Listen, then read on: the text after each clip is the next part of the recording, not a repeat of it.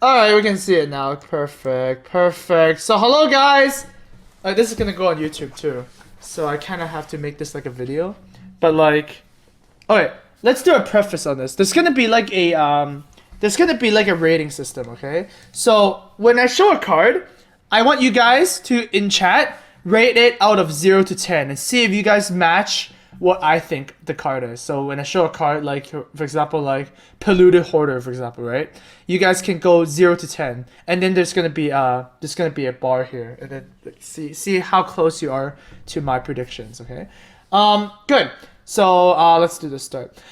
Hello guys, and welcome to Amaz's pre-release scores on how good are the new cards in Whispers of the Old Gods up to today, March 22nd. We're gonna be doing one of these reviews every week, I guess, so that we have a lot of cards to talk about.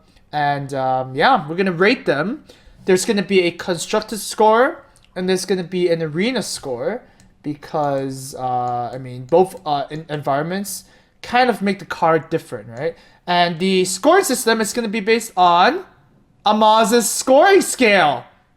I mean, the ASS is the short form, if you wanna refer to that, and it's very simple, right? We rate a card based on 0 to 10, 0 being Failfish, and then we got What Face, Bible Thump, Swift Rage, Kappa's obviously 5, and then we got Seems Good, PogChamp, Craigasm, and then that's a card, yeah. So we'll see what cards, and of course, once again, scores are based on the cards and info we know so far. For example, if there's a card that is a 4 mana 1/1 that's really bad, it's obviously a 0. But then if there's a card that says if you have a 4 mana 1/1 win the game, then it becomes good, right? So you don't know yet. It's based on what we know.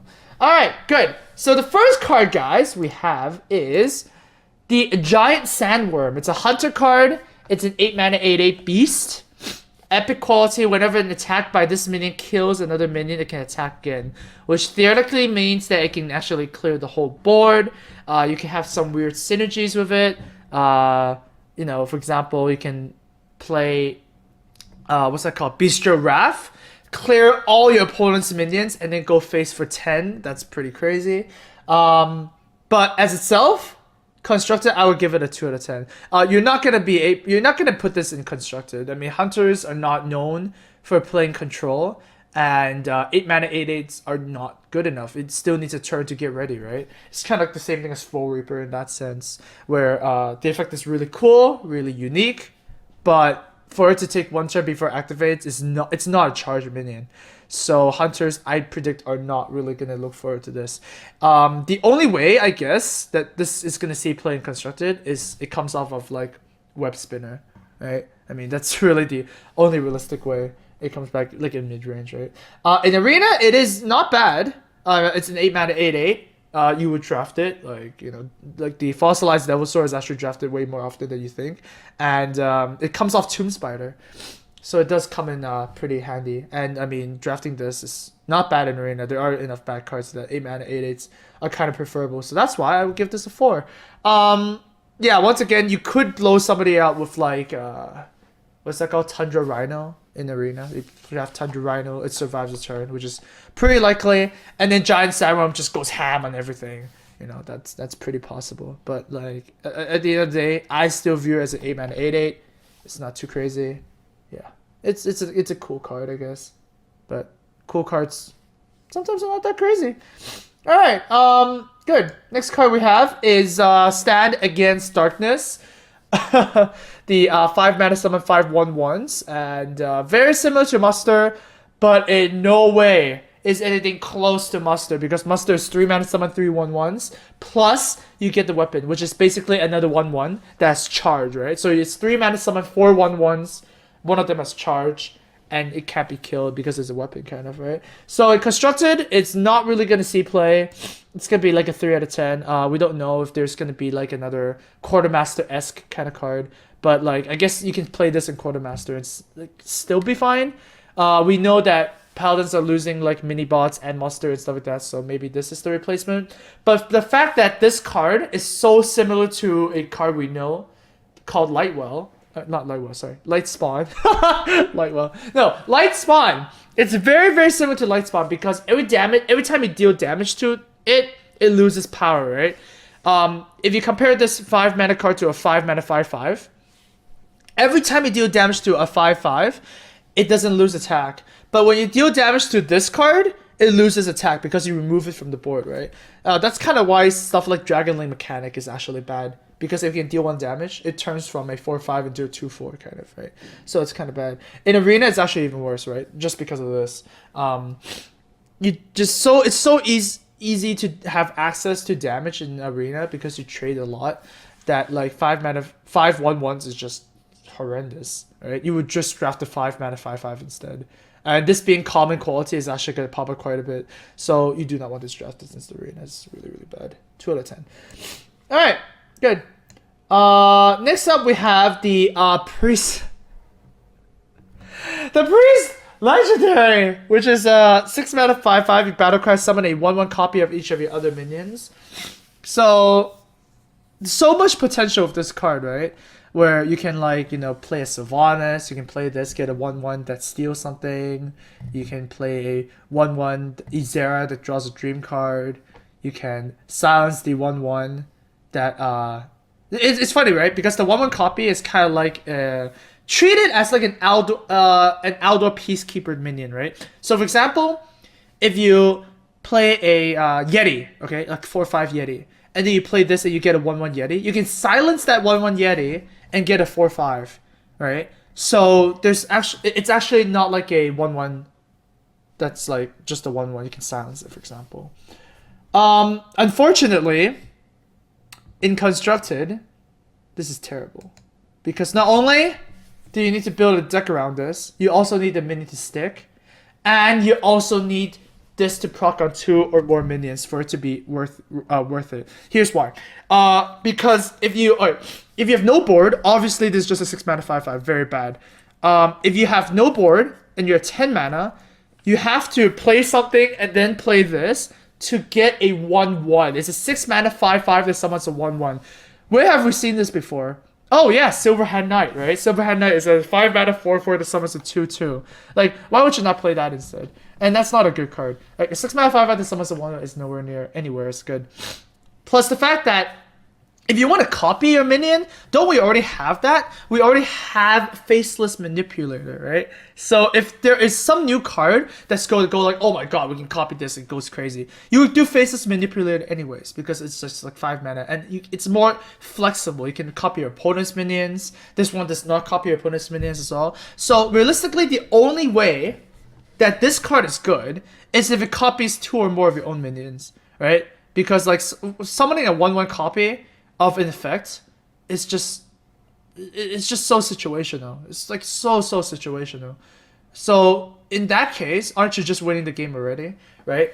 I don't know, like people overrated Vol'jin so much when it came out, because it's like, oh my god, it's like super good trades, right? But at the end of the day, Vol'jin is kind of like the same as this card, where it's like a combo card, right? Vol'jin paired with Holy Smite is a removal, but at the end of the day, you're not trading super crazy, right? You're still spending 2 cards to kill 1 card and buying 1 card, and like a lot of cards already do that. So like pretty bad. A lot of people are super overrating this.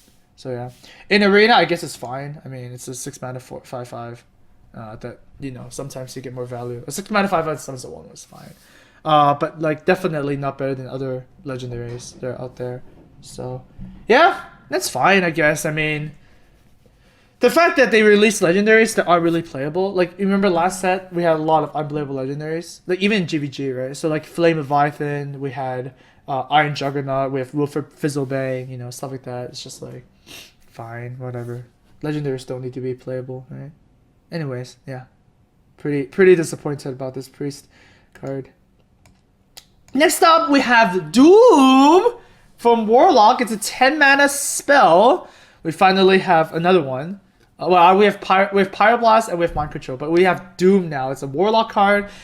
Twisting Nether the board, and you get some more card draw into it. So this is pretty cool. It's pretty much going to be only found in one archetype though, which is the Reno Warlock, I think.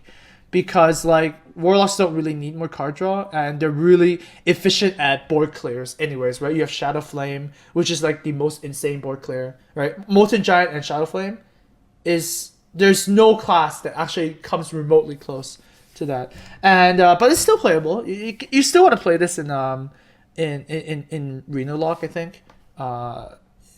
I think Dragon Lock might actually play this, because like Dragon Lock you actually curve out quite well, right? And for a 10 mana destroy everything, draw cards is actually not bad. The fact that you actually give up tempo when you play this card is really bad, right? When you play this, your opponent is the first to respond. And that's kind of bad and constructed. Like, for example, if you play this against Druid, they're just going to repopulate the board again and then threaten lethal with combo, and you're still behind. So this isn't like, oh my god, this card, I can beat Druids now. No, it's the same thing. You still can't really beat Druids. But in Arena, oh my god, you would pick this card every single time in Arena, right? Like, board clears in Arena are so rare. The only board clear that's really realistic to play is like Equality Consecration, right? But if you play Doom in Arena, it's just like a steamroll. It's absolute just wreckage, because you can actually like force your opponent to play more stuff on the board when you play your stuff too, right? And card draw is very hard to come by in Arena. So this is like you just play this. You just play this in Arena, you just win. Very, very strong card. Pick it. Alright, and now we have the very cool cards, the forbidden cards. There's 3. And they are 0 mana cards that spend your mana, right? Remember my rant about 0 mana cards being really bad? These are fine because they actually cost mana, right? So 0 mana, Forbidden Flame, you spend your mana and you deal damage. So you can spend 5 mana, you deal 5 damage. I mean, it's reasonable, right? In Constructed, it's actually quite cool because you can combo with much more stuff than just the Forbidden Flame. For example, you have the Mana Worm, you have Flame Waker. It doesn't quite combo with Sorcerer's Apprentice because it just doesn't work. You can't have a discount in like. It just doesn't work, right? But like the fact that you can actually cast this or 0 when you're Flame Waker is pretty cool. And you know, it like a faster Tempo Mage deck might actually look into this. So I will give this a pretty high grade. It should be reasonable. So yeah, I mean, the fact that you can actually, it's very versatile as well. It's really nice, and it kills. What's it called? It kills 2 mana 3/2s, right? We don't know if 2 mana 3/2s are going to be popular, but if they are, then this card is just completely fine. One other thing that Tempo Mages struggle with is like big creatures like Ragnaros, right? When you play Tempo Mage, you see a Ragnaros, you go like, oh goddamn, I can't kill it, right? Because you don't run Polymorph. Polymorph is really bad in Tempo Mage. And Forbidden Flame, well, that's another clear, right? I mean, 8 mana deal 8 damage is not the most crazy, but at least you have like an option to deal with things now. In Arena, it's also fine, right? The flexibility it offers, it's always going to be good. There's so many 5 mana 5/5s in Arena that this is usually going to trade 1 for 1. Obviously, it doesn't kill your ogres, it doesn't kill your pit fighters and whatnot, but like once again, the flexibility of this card is just really, really nice. 10 mana deal 10 sometimes. Sometimes you like, I guess you won't really 10 mana deal 10, right? You would do more of like an 8 mana deal 8 sometimes because Fossilized Devil Sword exists, like Kraken exists, for example. So like this is fine. Obviously a lot of people say that this cannot deal damage to face, makes it really bad, but like, you know, there's a lot of exciting flexibility and stuff that this can go. So I think this is actually gonna be good.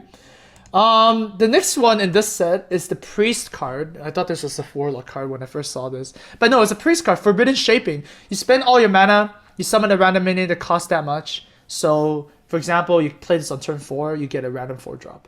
It's kind of like the new Recombobulator, right? Recombobulator is going to be rotated out of the set. And now it's a Priest-specific Recombobulator. And oh my god, remember the Recombobulator when we play Shadow Madness, right? Shadow Madness is Belcher, play Recombobulator, and then you can get anywhere between a Starving Buzzard, which is just facepalm, into like an Earth Elemental, which is Craigasm, right? So like, the fact that there's such a high RNG variant in mana costs from cards makes this kind of awkward and constructed. But I'm still gonna give this a very high graded constructed because how often are priests hero power in turn 2? Like way too often, right? If you put 2 of these cards in priest, you increase, not only do you increase the odds that you're gonna play a 2-drop in priest.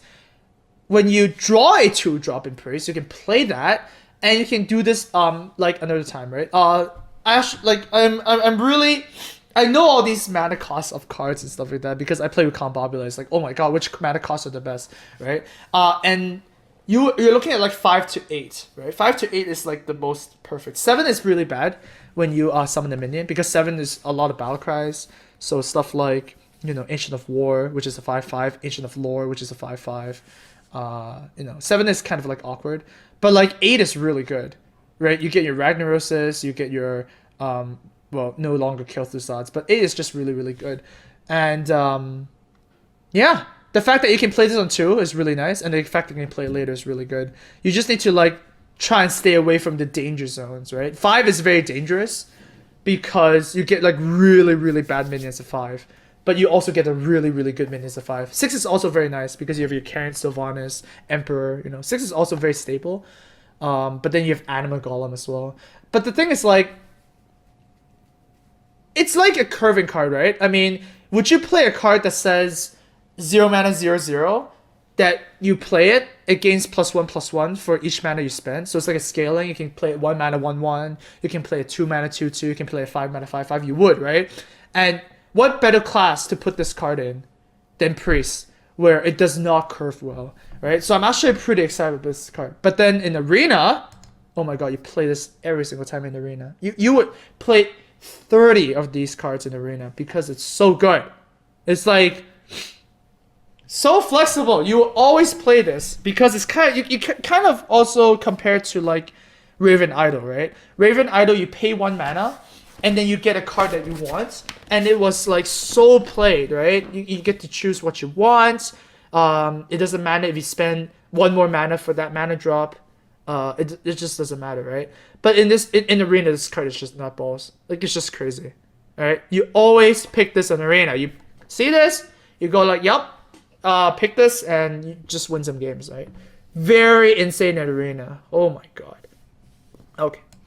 The last card in the Forbidden series is the Forbidden Healing.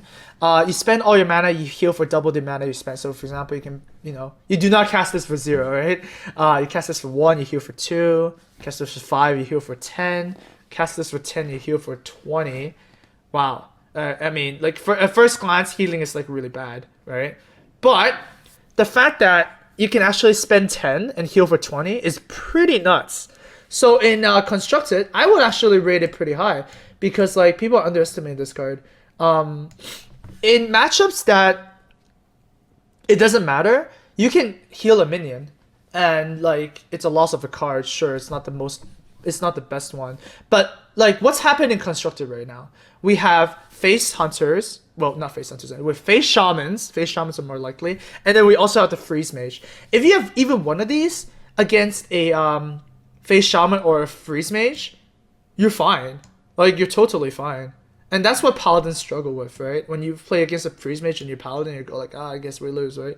But the fact that you can heal for 20 for 10 mana is really, really insane. I don't think this is a 2 of. I think you would just play one of these in paladin. But like the potential for this card to be good is really high, right? It's just really, really high. That you can actually beat like matchups that you're not supposed to beat now. It's kind of like a Lotheb too. Does that make sense? Because Lotheb is rotating out of standard, which means that Freeze Mage is going to be so insane. Like, Freeze Mage is going to be one of the best decks in standard. We don't know about the nerfs yet, right? But like, this card is kind of Paladin's answer to Freeze Mages. And once again, if you play Divine Favor, you can actually cast this for nothing, right? You can actually you just cycle this. Not really cycle this. You can't play it the same turn as Divine Favor because it still spends all your mana. But then you can just like lose this, right? For example, like turn 4, you play some stuff. You just play Forbidden Healing, lose it, and then Defy Reaver, you just can kind of like get it back. So yeah, the potential of this card to be good is pretty high. In Arena, it's pretty trash. You don't want healing in Arena, right? Just no. 1 out of 10. Not good in Arena. That's for sure. Okay. What else do we have? We have more. That's it for the class cards, I believe. Let's do the Polluted Hoarder. There's the Cthulhu cards I'll review at the end. But Polluted Hoarder, a 4-mana 4/2. Death Rattle draws a card. I mean, it's pretty standard. Nothing too exciting. In Constructed, it's not too exciting either. Control decks that want to draw cards and want to go to the late game are gonna play the Gnomish Inventor instead. And Gnomish Inventor was played in Constructed in the Patron deck, right? Remember, patrons would play 2 Inventors because they had just Deathbite on turn 4. They wanted more cycle. Yeah, it was played for a while. But the fact that Polluted Hoarder is more of a Death Rattle draw cards at 4 mana, it's like a little bit weak. The theme of this card is kind of more of an aggressive game style, right? When you play this, you want to deal 4 damage before it dies, before your opponent clears it, and then it draws your card, whereby giving you more fuel so that you get more engine, you get to play more aggressive cards. But like control decks don't really want this. They want the card immediately. Gnomish Inventor is better. In Arena, it's fine. I mean, it's a card, right? You wouldn't not play this. A 4-mana 4/2. It's kind of like playing a 3-mana card and drawing a card. So like in Arena, it's perfectly fine. You would pick these. It's common. Like you're gonna have enough bad choices that you're gonna be playing this in Arena, so that's fine. Yeah, the fact that it's 2 health is also really bad in Constructed, right? It just dies. You would not want to play 4-mana draw card, and there's like Keeper of the Groves. There's like your Arcane Blast kind of ish mechanics. It's just like not good enough in Constructed. Next, we have the Infested Torrent. I didn't know why StarCraft is in the universe now. Reminds me of Infested Terran. It's a 4-mana 2/3 with Taunt. Death Rattle summon a 2/2 slime. It's like a Belcher, but the slime does not have Taunt. The slime does not have Taunt, which is like really the deal breaker. Is really the deal breaker. You are not going to see this in Constructed. Just not good, because it's like you compare it to Harvest Golem, right? Harvest Golem is a 3-mana 2/3 that summons a 2/1. It does have Taunt, but like you pay one less mana for effectively the same freaking thing, right? Another comparison to this card is like Ancient Mage, right? Not because of the effect. Ancient Mage is a 2/5. This is effectively a 2/5. It is not a 4/5 because it's 2 attack, right? 2 attack, 2/3. That when it dies, it still becomes 2 attack. So a lot of people are saying that's a 4/5. It's not really a 4/5. And the fact that the slime does not have Taunt is just really bad. So no. In Arena, it's just as bad. You don't really want to pick this. It's once again, it's a 2/5. 2/5s are really bad in Arena. You do not want to play your Ancient Mage or your Wii Spell Stopper, or your even the what's it called, the Nullifier, the Arcane Nullifier is not played. Like it's not desirable because the attack is just too low. So no, this is not gonna be played too much. Next up, we have the Corrupted Healbot. Man, we're gonna miss Healbot, guys. Bible Thump. It's a 5-mana 6/6, a very huge vanilla creature, and it restores some health to your enemy hero, right? The only synergy you see with the Death Rattle that will not be bad is Arcanine Soul Priest, obviously. But Zombie Chow is going to be rotated out of standard, so Arcanine Soul Priest, Zombie Chow is not going to be a thing.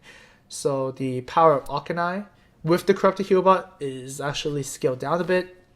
When you play a 5-mana 6/6, you're pretty happy, right? But the fact that it restores 8 health to the enemy hero means that you have to connect phase for 2 times for it to be like remotely good. Otherwise, you're going with the route of trading, right? You want to trade more. So in Constructed, we already have Pit Fighter, and Pit Fighter's not played. And there are more desirable 5-drops than this. And the fact that it restores 8 health to the enemy hero is actually pretty big, right? Just, how do you say it? Like, health is so important in Constructed, because like you have your druids to combo, you have like cards, you want to execute your opponent at a point, right? That's why like druid is such a strong class, because effectively your opponent starts at 16 health. And restoring health to your enemy hero means that it goes like further along when it should be. Like even Face Hunter wants health because the more health the Face Hunter gets, the more turns they get because you're taking longer to kill them. So Cryptic Healbot is definitely not up there, and you're actually just paying. You're adding this text for an extra attack point, right? You have Pit Fighter already, so in constructed it's actually just not that good. You would play your other stuff instead. It is interesting to note that this kills Drill the Claw, but you're not really gonna play this outside of that. Just not good enough. In arena, it's actually pretty good though. Like it's a minion that trades. You usually fight for board anyways, so definitely fine. And the fact that you have to force your opponent to kill this in order to get the health sometimes means that you can go face more. So it's not bad in arena. You would pick this. It's kind of like a Pit Fighter. Pit Fighter is good in arena. Pit Fighter is kind of like a 7 out of 10 too. So it's fine. But in constructed, I don't think there's just more valuable cards with more important effects with battle cries. That this card is not desirable. All right. Next card we have the Eater of Secrets. Oh gosh. Kazan Mystic is going to be rotated out of the set, so that's why we have Eater of Secrets. The battle cry destroy all enemy secrets. Gain +1/+1 for each, so it's kind of like a flare. For all classes, it's a neutral card, right? 4 mana 2/4. If you're playing against a non-secret class, it's going to be a 4 mana 2/4. But if you're playing a secret class, then there is potential to blow out your opponent. Like for example, Mysterious Challenger, right? Unfortunately, it just does not make the cut. It's going to be like a 1 out of 10 here. Why is that? Because Mad Scientist is going to be rotated out of the set, right? Unless they make another card like Mad Scientist, Mage is not going to be like we're at the point of the game where playing a 3 mana Mirror Entity is really bad, right? And this is kind of like your tech card against Freeze Mage, I guess, ish. So I mean, Reno Lock might play this. Like Reno decks might play this. But like when you play a 4 mana 2/4 against like non-secret classes, you're gonna feel like a silly goose, and you're not gonna be happy about that. And the fact that you can already play around secrets without using this card is already prevalent, right? What does it say? For example, like your opponent plays Mysterious Challenger, you can already like attack into it. They summon the 2/1, it buffs it, and you can play BGH. And BGH is like much more versatile than this card. BGH, you can kill much more stuff. Eater Secrets, you can only kill a specific archetype. You can only kill a specific turn. And the fact that when your opponent plays Mysterious Challenger, you might not even have this in your hand is like kind of bad. So it's just overall a very, very bad card. If you play this, then God bless. Like it just, the chances of this proccing is just so low. In arena, it's even worse, right? I mean, it's a little bit saved, I guess, a little bit more saved by the fact that people are gonna play their Avenges if they draft it. People are gonna play their Bear Traps if they draft it. But like 4 mana 2/4, man, you're just gonna feel very silly in those matchups that this does not happen. And in the spot of rare, like this is a rare card, right? There are so many good rare cards in arena. You're not gonna prioritize this ever. Yeah. This could actually would have been a 3/4. And even if this was a 3/4, like I don't think it would have been that good. So yeah, 2/4 is like definitely super, super understated. Alright, what's our next card? The next card we have is the Validated Doomsayer. The best card art of the set for sure. Oh my god, look at this guy. That guy is crazy. Best card art, unfortunately, does not mean playable at all. 0 out of 10. You're not going to be playing this card ever. Just, you can... so, the requirement for playing this card is that your opponent has to have an empty board, right? Which happens fine 50% of the time. So, in a sense, 50% of the time, this is not playable, right? Your opponent just hits it, and then what, it becomes like a salty dog, for example. Like, no, that's just terrible. It can get Caballed, it can get Shadow Word Painted. When it grows to a 7, for some God blessed reason, your opponent's gonna BJH it, you're gonna Udam on it.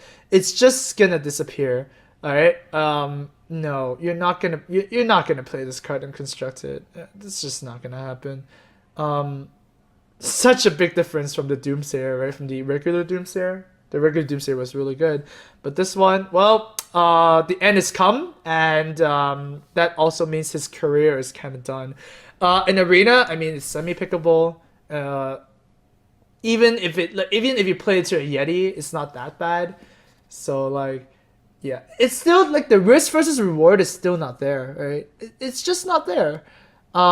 Although it's a funny thing to mention is that someone is going to try and outdoor peacekeeper this when you actually grow. So for example, it grows, it gives like a 7/7. They're gonna go like, oh, I'm gonna outdoor peacekeeper that, and then this is gonna grow to 7 again because it grows to 7 at the start of every turn, right? So some people are gonna facepalm a little bit there, which is kind of funny. But in Epic, you're not gonna see this card a lot in Arena. So yeah, there's more desirable Epic cards. This card is just not good. Not good. Okay. The legendary is Hager. Hager, Doom of Elowen. 7 mana 6/6. Whenever this minion takes damage, you summon a 2/2 No of Taunt. So kind of similar to the old Hager, but this procs off of damage. So for example, if your opponent plays a Avenging Wrath, you can Craigasm, right? Not too exciting. We're gonna give this a 2 in constructed. You have to be. It just has to target a very specific deck, right? Like Flamewaker Mage, maybe, for it to be good. But the fact that if your opponent removes this, you don't get anything at all. That's just bad, right? That's just really bad. Like even if you play Trogzor, which is people thought that card was gonna be super playable, but it's not. Even if you, for example, clear Trogzor with a spell, you still get something out of that, right? When you clear Hager with like an assassinate-ish kind of spell, you don't get anything. It's just terrible, and it's also understated. The No of Taunt is not that significant, to be honest. Like to be honest, you need to proc this 2 times for it to be good, right? Once again, you compare this card to Silverhand Knight, a 5 mana 4/4 that summons a 2/2 immediately with no drawback. Like this 7 mana is just too much to pay for this. In Arena, I guess it's fine. Like it's just a normal legendary, right? It's not gonna be like I draft this card, I win the game kind of thing. So yeah, there's better legendary cards like Ragnaros, like other stuff. It's definitely better in Priest though. In Priest, you can heal this back up, summon 2/2s nonstop, kind of. But in other classes, it's kind of like sus, like fine. Like if this red 7 mana 6/6 summon 2/2 No's of Taunt, Doctor Boom is better. I know Doctor Boom is kind of going away, right? But like Doctor Boom is still in Arena, so you would still play Doctor Boom over this card. So not too good. Not good in constructed at all. Good. All right. Now, that's all the standalone cards, and now we're gonna look at the Cthulhu cards.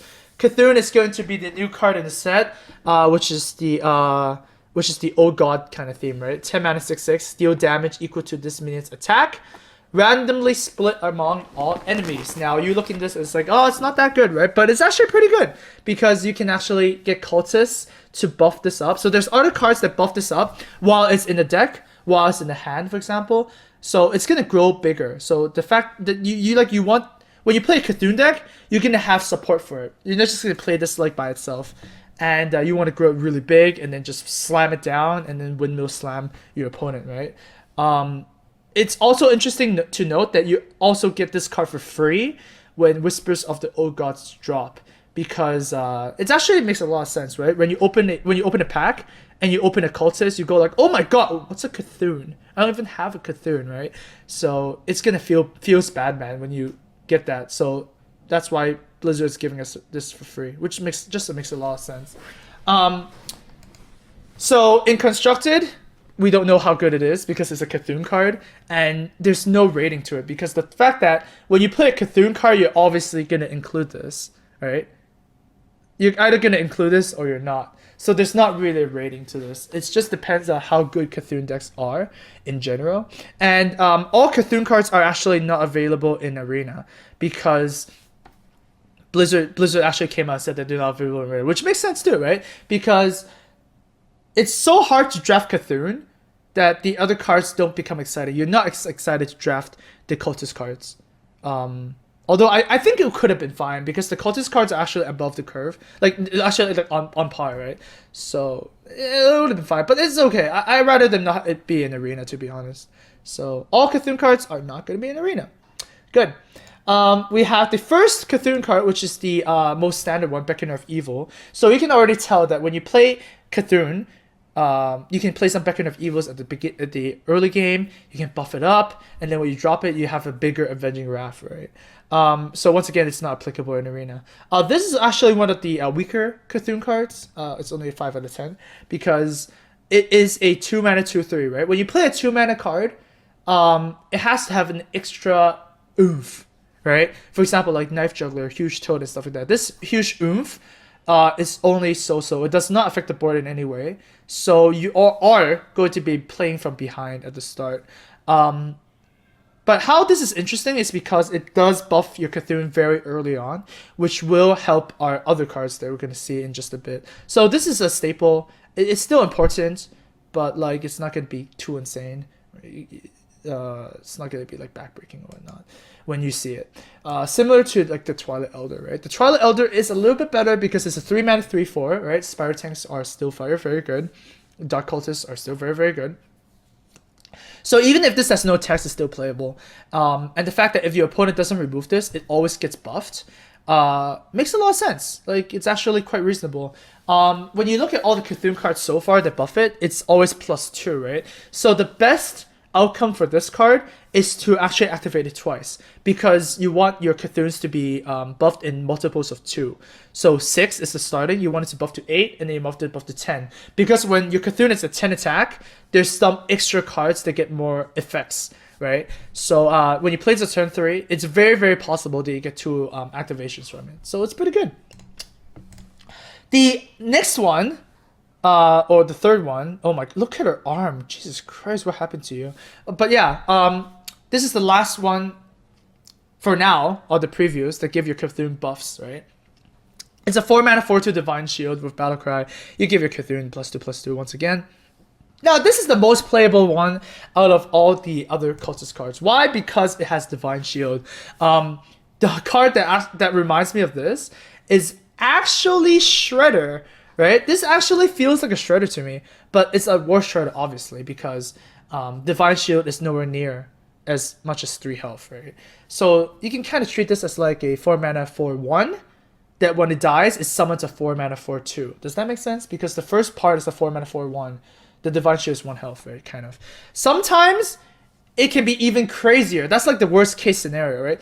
The best case scenario is when you play this against a warrior. Oh my god, when you play this against a warrior, it's so good. It's so disgustingly good. Because they might even have to War Axe this. And then you're playing a 4-mana 4/5 that they have to attack this, right? It's so crazy against some classes. And it's like only so-so against some classes like Mage. Then you just ping it off and whatnot, right? It's not that crazy. So this is like really good. Like the stat distribution, it's really nice. It's also statted very aggressively, whereas the Silver Moon Guardian was not statted aggressively. Like a 3-mana 3/3 Divine Shield, it's kind of like a Senjin, right? Where it's like 3/3 or like 3/4 or 3/5 and stuff like that, 3/6.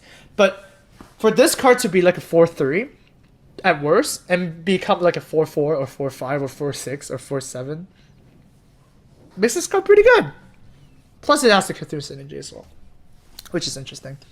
Alright, and now we're going to explore 2 cards that Blizzard revealed that synergizes with Cthulhu being 10 attack. The Druid card, Claxi Amberweaver. So Cthulhu actually has like 2 thresholds, right? The first threshold is just 10 attack. And the second threshold, there is no threshold. It's just you grow it as much as you can, so you get the Avenging Wrath, right? But 10 is the magic number because you get like an extra effect from it, right? You don't even have to draw it. You just need to like buff it 2 times. So basically this says when you play 2 cultists anytime during the game, this gains an extra effect. And for this to be a 4/10 when it comes down, it's just absolutely nuts. It's just so good. What the heck? It's a 4/10. Okay, fine. You don't have the effect. It's a 4-mana 4/5. It's a Yeti. It's perfectly fine. You would definitely play this in the Cthulhu deck, right? So good, so good, so good, so good. normally when you play something like with these stats, you have to pay much more mana for it. Like what? Ancient of War, right? Ancient of War is a 5/10 for 7. This is a 4 mana 4/10. Sure, sometimes you can't really play this out at turn 4. But oh my god, the times where you Beacon of Evil, and then play this, your opponent is just going to cry. Oh, let's play a second this. Oh, your opponent's gonna cry again, right? This card is just too crazy. Yeah, so good. And if somehow they do not print any more Argus, they don't print any more Shredders, so like you don't have a lot of good 4-drop options in Standard anymore, and you play Argus in Druid, this is just going to steamroll all your face decks, right? It's going to become a 5/11 taunt with Argus. Oh my god, that's just insane. So like very, very good. And the other 10 attack cultist that we have is from the Warrior, the Ancient Shield Bearer. 7 mana 6/6. If your Cthulhu has at least 10 attack, you gain 10 armor. 10 armor! Oh my god. A little bit worse than the Druid version, but still really good, right? 10 armor is so much. 10 armor is so much. Oh my god. And once again, we forgot to mention that Cthulhu decks are most likely going to play Brand Bronze Spirit, right? When you play Brand Bronze Spirit, you can double buff your Cthulhu, and you can also activate this double times, right? If you go back, look at that. If you double buff this, it is a 4/15. That's a Super Jiraxxus. You buff this, you get 20 health. Oh my goodness, like what the hell? Brand is like gonna be corrupted, man. Brand is gonna be featured in every single Cthulhu deck. Plus, it's not a bad body by itself, right? It's a 6/6, which is like it trades really well with like your 5/5s. Like 6/6 is very, very, very good. Very good stat distribution. You think 5/5s are good, 6/6 are even better. Kills your Druid the Claws as well. And the fact that it's a 7 mana card means that it's almost always going to proc when you play on turn 7, right? The Druid one, for it to be played on turn 4, sometimes might proc, sometimes might not, because you might not get the cultist activations that early on. But this one is going to proc when you play it. So Super Shield Maiden, well, there you go. Super Shield Maiden is gonna come. Also, interestingly enough, you can see that this is a rare card, right? And the Druid card is also a rare. So that means that every class is going to get a 10 attack cultist, a Cthulhu cultist, that's also going to be rare. So it's going to be interesting to see what the Hunter one is. Going to see interesting what the Mage one is. The Hunter one might be just deal damage to the face, right? The Priest one might be just something just super combo-y, obviously. Priest cards have to be combo-y. It's going to be interesting to see what the other 10 attack cultists are. And that's it. That's it for the cards so far. Yeah. Let me know what you think. Let me know if you think some of my cards were overrated or underrated. And we're going to see you next week for another set of new cards. And we'll see if those are exciting or not. I'm going to be here to give you the Amaz scoring skill and guide you through Whispers. So yeah, we'll see you guys next time.